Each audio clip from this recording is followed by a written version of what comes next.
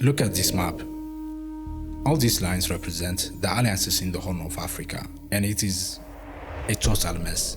What you are seeing is not diplomacy. It's a web of overlapping agendas all feeding into each other. In the Horn, nothing happens in isolation. One move in Somalia triggers a reaction in Sudan. One speech in Addis Ababa shakes the entire Red Sea. Because the alliances holding the region together are the same ones pulling it apart. And beneath all this chaos lie three major fault lines. The first one being the battle for recognition. For over 30 years, the world map has lied to you. It shows Somalia as a single unified country. But on the ground, the northern part has operated as a fully independent state since 1991. It has its own currency, its own army, and its own elections. This is of course a temporary situation to the federal government in Mogadishu. However, to the people of Somaliland, it's a permanent reality.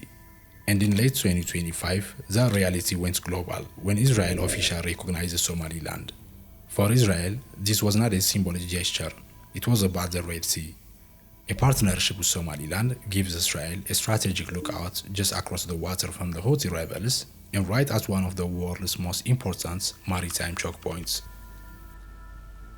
For Somalia, this recognition was an attack on its sovereignty. So to stop a domino effect of other countries following Israel's lead, Mogadishu turned to its biggest partner, Turkey. For over a decade, Turkey has anchored itself in Somalia. Its largest overseas military base sits in Mogadishu, and its officers train the Somali commandos fighting Al-Shabaab. But the stakes are also economic. Turkey holds rights to Somalia's oil and gas, with drilling scheduled to begin this year. So when Israel recognized Somaliland, Ankara called it illegal and a direct threat to its own interests. But Turkey is not alone. Egypt, another key Somali partner, immediately condemned the move. The two countries have a mutual defense pact, and Cairo has already deployed troops to the ground. But Egypt's interest goes far deeper. It's about boxing its greatest rival, Ethiopia. More on that later. While most of the world criticized the move, one country stayed quiet: the UAE. The UAE has been the silent architect of the North for years. They have poured hundreds of millions into the port of Berbera and built military runways across Somalia's autonomous regions. By backing these local actors, Abu Dhabi carved out zones of influence to project its own power. But this strategy has pushed the relationship with the Somalia government to a breaking point, and by January 2026, it finally snapped. Somalia officially cancelled its defense and port deals with the UAE, accusing Abu Dhabi of backing Israel's move as part of a plan to dismantle the Somali state. This fallout is also linked with the rift that is unfolding between the UAE and Saudi Arabia. The Saudis have stepped up their engagement and are now aligning with Somalia to weaken their Gulf rival. The battle lines are now drawn. One bloc is fighting to keep the country together, while another is trying to rewrite the map. And as these powers face off on the coast, the tension is just as high in the inland, where a desperate quest for the sea is threatening to set the entire region on fire.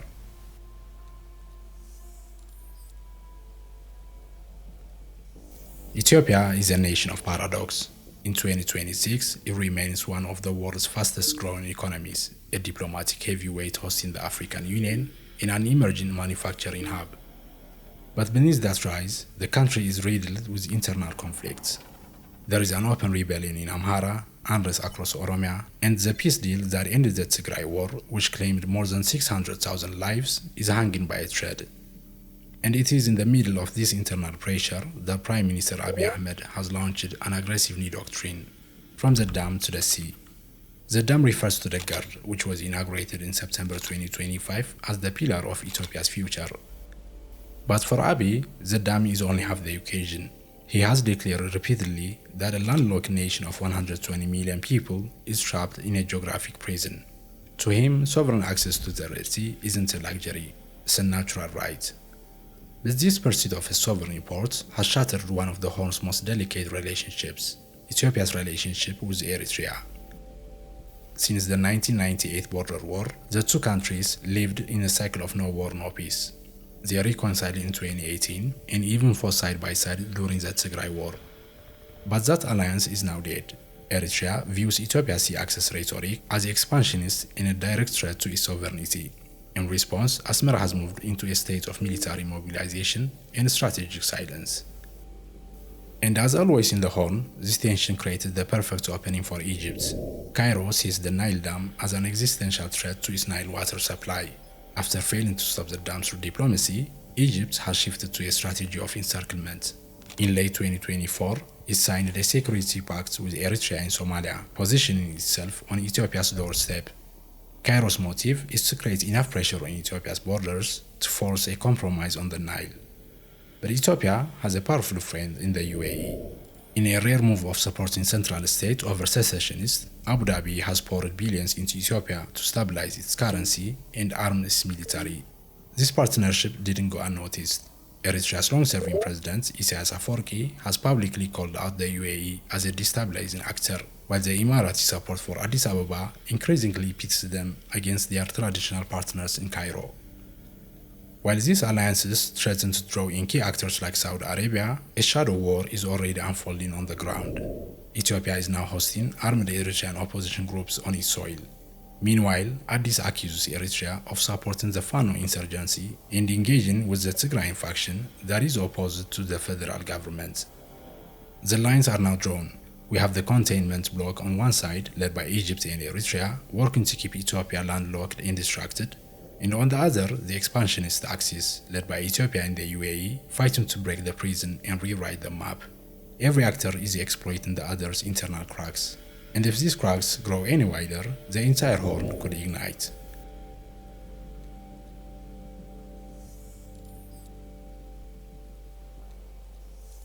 If Somalia is a battle for recognition and Ethiopia is a push toward the sea, then Sudan is something far more disastrous. It's about the collapse of the state itself. In 2026, Sudan has effectively split in two. In the east and north, the South, led by General al-Burhan, hold Port Sudan, the Red Sea coastline, and the remnants of formal government authority. But in the west and south, it is the RSF, led by Hemeti, that controls the Darfur region down through Kordofan. They run courts, extract taxes, and dominate the gold mines that bankroll their war machine. It is a parallel state in everything but name. The conflict started as a civil war between the two sides, but it has increasingly become a proxy war where every major player in the region is involved in some way or form. And the first name that comes up is the UAE. Despite the international scrutiny, Abu Dhabi has remained the critical lifeline for the RSF, providing the drones and funding that allow the paramilitary to hold the gold-rich West.